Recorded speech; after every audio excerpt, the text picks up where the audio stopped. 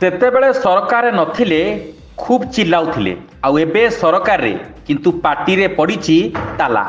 ସବୁଠାରୁ ଆଶ୍ଚର୍ଯ୍ୟ କଥା, ନବୀନଙ୍କ ଯେଉଁ ରାସ୍ତାକୁ ଏମାନେ ଭୁଲ ବୋଲି ଟାର୍ଗେଟ କରୁଥିଲେ ଏବେ ସେହି ରାସ୍ତାକୁ ଆପଣାଉଥିବା ଦେଖିବାକୁ ମିଳୁଛି।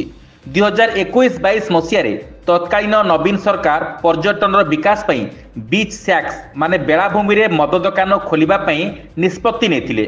ଏହି ପରିପ୍ରେକ୍ଷୀରେ ପୁରୀ ସମୁଦ୍ର କୂଳରେ ମଦ ଦୋକାନ ଖୋଲିବା ନେଇ ଏକ ପ୍ରକାର ମୋହର ବି ବାଜିଥିଲା। ଆଉ ଏହା ହୋଇଥିଲେ ଗୋଆ ଓ ଅନ୍ୟ ବିଳାସପୂର୍ଣ୍ଣ ବେଳାଭୂମି ପରି ହୋଇଥାନ୍ତା ପୁରୀର ସ୍ୱର୍ଣ୍ଣିମ ବେଳାଭୂମି। ବେଳାଭୂମିରେ ଖୋଲିଥାନ୍ତା ଭଳିକି ଭଳି ମଦ ଦୋକାନ।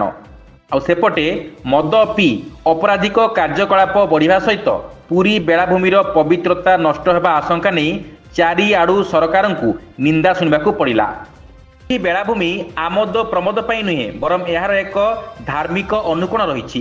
ଏଠି ଶଙ୍କରାଚାର୍ଯ୍ୟ ସମୁଦ୍ର ଆଳତୀ କରନ୍ତି। ଅମାବାସ୍ୟାରେ ଏଇଠାକୁ ଶ୍ରୀମନ୍ଦିରରୁ ସୁଦର୍ଶନ ନିଜେ ବିଜେ କରନ୍ତି। ଆଉ ବିଶେଷ ଦିନ ମାନଙ୍କରେ ଶ୍ରଦ୍ଧାଳୁ ନିଜର ଧର୍ମୀୟ ଆକାଂକ୍ଷା ରଖି ଏଇଠାରେ ବୁଡ଼ ପକାଇଥାନ୍ତି।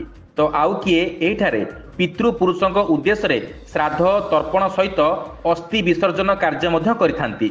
ତେବେ ଏଠି ମଦ ଦୋକାନ ଖୋଲିଲେ ଏସବୁ ଧର୍ମୀୟ କାର୍ଯ୍ୟରେ ବାଧା ପହଞ୍ଚିବ ବୋଲି କେବଳ ପୁରୀ ଶଙ୍କରାଚାର୍ଯ୍ୟ ନୁହନ୍ତି, ବରଂ କୋଣ ଅନୁକୋଣରୁ ଲୋକ ଏ ମଦ ଦୋକାନ ଖୋଲିବା ନୀତିକୁ ନେଇ ସରକାରଙ୍କ ଉପରେ ଖୁବ୍ ବର୍ଷିଥିଲେ।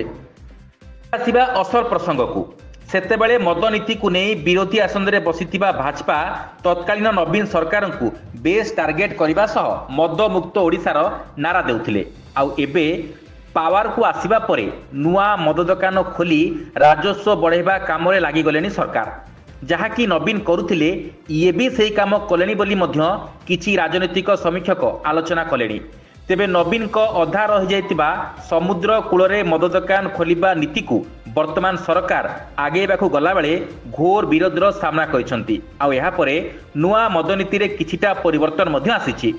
ସୂଚନା ଅନୁସାରେ ପୁରୀ ପୌରପାଳିକା ଅନ୍ତର୍ଗତ ବେଳାଭୂମିର 5 କିଲୋମିଟର ପରିଧି ଭିତରେ ନୂଆ ମଦ ଦୋକାନ ନ ଖୋଲିବା ପାଇଁ ସରକାର ନିଷ୍ପତ୍ତି ନେଇଛନ୍ତି। ଆଉ ତା ସହିତ ଅନ୍ୟାନ୍ୟ ଧାର୍ମିକ ଅନୁଷ୍ଠାନର 5 କିଲୋମିଟର ପରିଧି ଭିତରେ ମଧ୍ୟ ମଦ ଦୋକାନ ନ ଖୋଲିବା ନେଇ ସରକାର ଚିନ୍ତା କରିଛନ୍ତି। ଏନେଇ ସୂଚନା ଦେଇଛନ୍ତି ଆଇନ ମନ୍ତ୍ରୀ ପୃଥ୍ୱୀରାଜ ହରିଚନ୍ଦନ। କିନ୍ତୁ 2021 ମସିହାରେ ନବୀନ ଆଣିଥିବା ବିଚ୍ ସ୍ୟାକ୍ସ ବା ବେଳାଭୂମିରେ ମଦ କୁଡ଼ିଆ ନୀତିକୁ ପୁରାପୁରି ବନ୍ଦ ନ କରି ସେଥିରେ କିଛି ପରିବର୍ତ୍ତନ ଆଣିଥିବା ଖାଲି ଦେଖିବାକୁ ମିଳିଛି।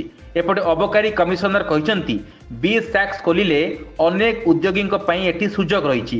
ତେବେ ଇଏ କିଭଳି ପ୍ରକାର ସୁଯୋଗ ଏବଂ ଭାଜପା ସରକାର କଲା ପରେ ବି ମଦ ନୀତିକୁ ଓଡ଼ିଶାରେ ବ୍ୟାନ୍ କରିବାରେ ଅନିଚ୍ଛା ଭାବ ଦେଖି ବର୍ତ୍ତମାନ ସରକାର ବି ପୂର୍ବସୂରୀଙ୍କ ରାସ୍ତାରେ ବୋଲି ଅନେକ ଲୋକ ଗପିବା ଆରମ୍ଭ କଲେଣି। Bureau report, news alert 24x7।